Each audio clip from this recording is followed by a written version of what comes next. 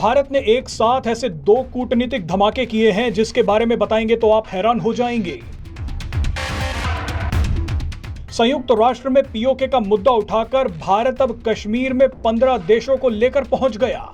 दोनों घटनाओं की टाइमिंग बेहद शानदार है, मगर सबसे जबरदस्त बात तो यह है कि पीओके ने भी संयुक्त राष्ट्र में भारत का साथ दे दिया है।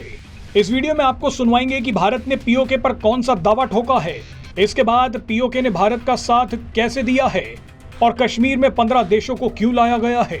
सबसे पहले बात कश्मीर से ही शुरू करते हैं। भारत 15 देशों के डिप्लोमेट्स को कश्मीर में हो रहे चुनाव दिखाने ले आया। आर्टिकल 370 हटने के बाद दुनिया के कई देश कश्मीर में मानवाधिकारों का नाम लेकर छाती पीट पीट कर रो रहे थे, मगर भारत सरकार ने दुनिया के इस एजेंडे को चकनाचूर कर दिया। भारत सरकार America, south Korea, Singapore, Spain और फिलीपींस समेत इन 15 देशों को कश्मीर ले आया। कई लोग सवाल कर रहे हैं कि भारत को कश्मीर पर दुनिया के इन देशों से सर्टिफिकेट लेने की क्या जरूरत है। भारत तो एक ताकतवर देश है, भारत जो कश्मीर में कर रहा है उसे करते रहना चाहिए। सुनने में ये बात सही लगती है, लेकिन कूटनीति इससे बिल्कुल अलग होती है। कई बार सिर्फ ताकतवर होना काफी नहीं है, 15 लोगों से ये बुलवाना भी जरूरी है कि भारत ताकतवर है। चुनाव देखने आए ये सभी डिप्लोमेट्स कश्मीर पर अब वही बयान दे रहे हैं जो भारत बोलता आया है। इन्हें कश्मीर में अब कोई दिक्कत नहीं दिख रही। ये कश्मीर पर भारत की हाँ में हाँ मिलाने लगे हैं। अब मान लीजिए कि कुछ दिनों बाद भारत अगर पीओके पर चढ़ाई करता है तो भारत को इन सभी देशों के समर्थन की जरूरत पड़ेगी। भारत इन देशों को अब आसानी से समझा पाएगा कि कश्मीर और पीओके के विकास में क्या फर्क है। वैसे भारत पीओके पर कुछ खेल तो जरूर कर रहा है।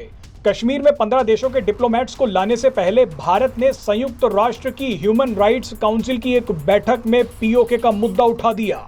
भारत ने संयुक्त राष्ट्र में कश्मीर के एक मुस्लिम एक्टिविस्ट को भेजकर गिलगिट बाल्टिस्तान का मुद्दा उठाया है। People in Pakistan occupied Gilgit-Baltistan. Kashmiri activist Javed Baig ने संयुक्त राष्ट्र को बताया है कि कैसे पाकिस्तान गिलगिट बाल्टिस्तान के लोगों पर हमले कर रहा है, यहाँ के लोगों को प्रताड़ित कर रहा है। संदेश ये था कि गिलगिट बाल्टिस्तान के लोगों को वही करने दिया जाए जो वो करना चाहते हैं। और मजे की बात तो ये हुई कि गिलगिट बाल्टिस्तान ने भी भारत के इस प्रस्ताव का समर्थन कर दिया।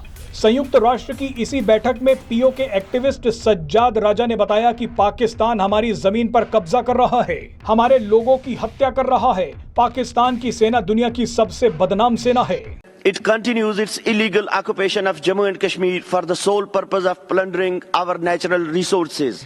अब आप इन बिंदुओं को जोड़िए। कश्मीर के विकास की जबरदस्त ब्रांडिंग की जा रही है और पीओके की बदहाली दुनिया को दिखाकर ये दावा किया जा रहा है कि अब ये हिस्सा भारत के कब्जे में होना चाहिए।